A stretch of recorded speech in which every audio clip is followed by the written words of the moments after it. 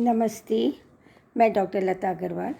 आज हम MA final group B paper 6 society and culture of India 1200 to 1750 के unit 1 के विषय Hindu Muslim society in medieval India अर्थात मध्यकालीन भारत में हिंदू मुस्लिम समाज 1192 के बाद में तराइन के युद्ध के बाद में भारत में तुर्की साम्राज्य की स्थापना 1206 में कुतुबुद्दीन ऐबक ने सुल्तान बनके की थी। उत्तरी भारत का साम्राज्य सल्तनत साम्राज्य के नाम से जाना गया और 1206 से लेकर 21 अप्रैल 1526 का शासनकाल सल्तनत काल के रूप में जाना गया। 21 अप्रैल 1526 से औरंगजेब के काल तक का काल मुग़ल काल जाना गया। हालांकि 1857 तक मुग़ल बहादुर जफ़र ने शासन किया था, परंतु मराठों और ब्रिटिश साम्राज्य के कारण यह शासन अयोग्य असफल सिद्ध हुआ था। हिंदू समाज जैसे ही भारत में तुर्की साम्राज्य की स्थापना हुई उस समय लगभग 90% समाज हिंदू समाज था उत्तरी भारत में। हम जब सभी इतिहासकारों का अध्ययन करते हैं, इरफान हबीब, अल्तेतकर, आशीर्वाद लाल श्रीवास्तव, अशरफ, हरिशंकर वर्मा, हरीशचंद्र वर्मा तथा विदेशी यात्री इब्न बतूता, बर्नियर, ट्रेवनियर, मॉर्लैंड आदि जब इनके ग्रंथों का अध्ययन करते हैं तो दोनों समाज में हमें विभिन्नता प्रतीत होती है। हिंदू समाज उस समय 4 भागों में बटा हुआ था: ब्राह्मण, क्षत्रिय, वैश्य और शूद्र। हिंदू समाज में जाति प्रथा ने उसको पतनोन्मुख करा, ऐसा हमारे इतिहासकारों का ऐसा कथन है। हिंदू समाज के अंतर्गत मूल रूप से जो ब्राह्मण वर्ग था वह शिक्षा का कार्य करता था, क्षत्रिय वर्ग सैन्य वर्ग का कार्य करता था और वैश्य वर्ग व्यापार वाणिज्य का कार्य करता था। शूद्र इन तीनों की सेवा करता था। मध्यकालीन भारत की जनसंख्या में हिंदू समाज में कुलीन, सामंत, प्रशासनिक कर्मचारी, विशेषतः राजस्व विभाग के कर्मचारी, मुकद्दम, चौधरी, व्यापारी, दुकानदार, किसान और मजदूर आदि शामिल थे।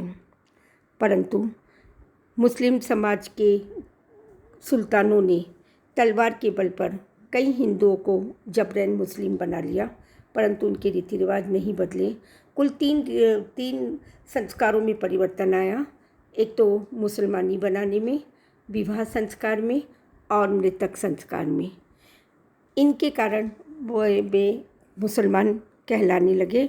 बाकी वेशभूषा, रीति रिवाज, परंपराएं और कई प्रकार के पर्व त्यौहार भी उन्होंने आयोजित करने उसी प्रकार करते रहते थे जिस प्रकार उन्होंने हिंदू समाज में किए थे।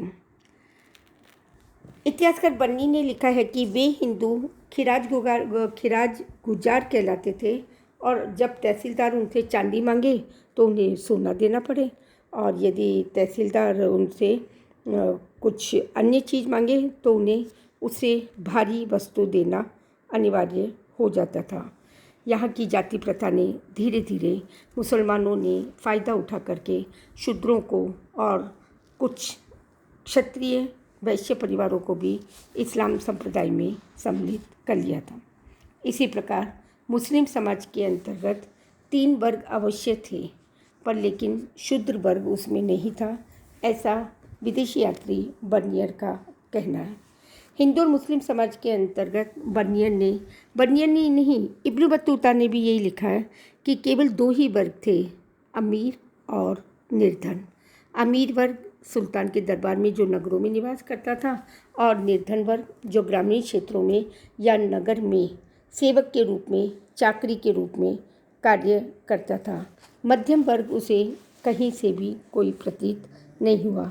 व्यापार वाणिज्य के अंतर्गत एक महाजन वर्ग अवश्य रूप से धीरे धीरे धनी वर्ग में सम्मिलित होने लगा।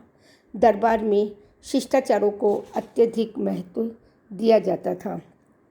सुल्तान का दरबार, सुल्तान का निवास वैभव से परिपूर्ण होता था। शान शौकत, तड़क भड़क और ठाट बाट रहते थे। मुस्लिम समाज के अंतर्गत कुछ जातियां विद्यमान थी, जैसे खान, मलिक, अमीर। खान की उपाधि सर्वोच्च होती थी। कुछ लोगों को खाने आजम की उपाधि भी दी जाती थी। बलबन और मोहम्मद बिन तुगलक को यह उपाधि दी गई। खान के बाद मलिक जो और उसके बाद अमीर। अमीर शब्द का प्रयोग राज्य के सभी सैनिक तथा असैनिक पदाधिकारियों के लिए होता था। इस वर्ग में विभिन्न जातियों के मुसलमान जैसे तुर्क, अफगान आदि होते थे। कुछ मंगोल भी थे, नव मुस्लिम कहा जाता था। हम जब मुगल काल में आते हैं तो अकबर की समन्वयात्मक नीति ने सहिष्णुता, उदारता, सद्भाव के कारण और सूफी संतों के कारण दोनों में समन्वय स्थापित किया, जिससे इस्लाम साम्राज्य मध्यकालीन भारत में स्थापित होने में सफल हो सका। बच्चों, यह प्रश्न बहुत सरल है पर महत्वपूर्ण है। आपके 4 नंबर का या 20 नंबर का प्रश्न भी पूछा जा सकता है। दोनों हिंदू समाज और मुस्लिम समाज में क्या विभिन्नता है, इसके संदर्भ में आपको एक होम असाइनमेंट दिया जाता है। आप इस पर एक लेख लिखिए। धन्यवाद।